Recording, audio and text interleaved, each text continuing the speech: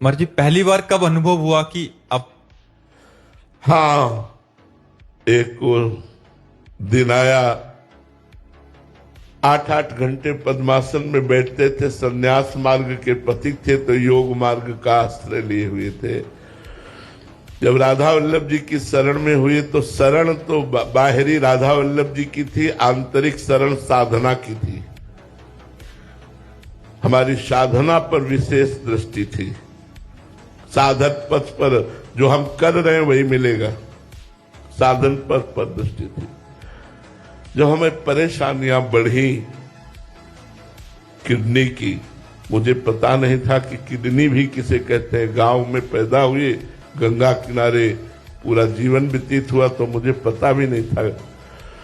तो हमें नोचन होती हमारे पेट में। तो बलराम भैया ब्रजवासी हैं, हमारे पास 1 रुपया नहीं रहता था और ना है, आज भी नहीं है 1 रुपया। उसने कहा चलो बाबा, अल्ट्रासाउंड कराया, डॉक्टर के पास दिखाया। डॉक्टर ने कहा तुम्हारी दोनों किडनी तो फेल होने जा रही है। उनका ये क्या होता है? बोले वो अंग होते हैं जिनके फेल होने पर आदमी मर जाता है। अब हमारे दिमाग में बात बैठ गई। एकांत में आए, उस समय अचल विहार में रहते थे। एकांत में आए और बहुत रोना आया कि 11 वर्ष की अवस्था से भगवान ने निकाल दिया, नैष्ठिक ब्रह्मचर्य महावाक्य सन्यास के मार्ग से होते हुए वैष्णव मार्ग में लाए। अभी मुझे राधा रानी के मार्ग का तो कुछ भी अनुभव नहीं है। अभी तो मैं श्री जी के मार्ग में कदम रखा हूं और मर गया, जीवन का लाभ नहीं मिला। अब मरना है, ये किडनी फेल हो, 1 रुपया नहीं, कोई दवा नहीं, कुछ नहीं। बहुत रोए और वो आर्त भाव प्रकट हुआ कि अब हृदय निर्मल तो था ही, साधना करते थे।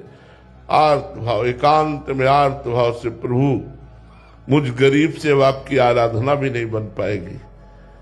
बहुत, बस वही चमत्कार प्रकट हुआ हमारे जीवन का। जो आप पूछ रही है गुप्त बात है, वही चमत्कार प्रकट हुआ। शाम का समय था, उसी समय महारानी जी की कृपा हुई और उनका साधना मेरे लिए की जाती है ना, मैं कहती हूं तू मेरा है।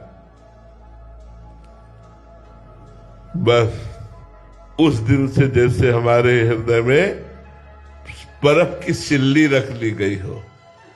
बस वो शब्द महारानी जी के, साधना मेरे लिए की जाती है ना और मैं कहती हूं तू मेरा है, बस हृदय नाच पड़ा।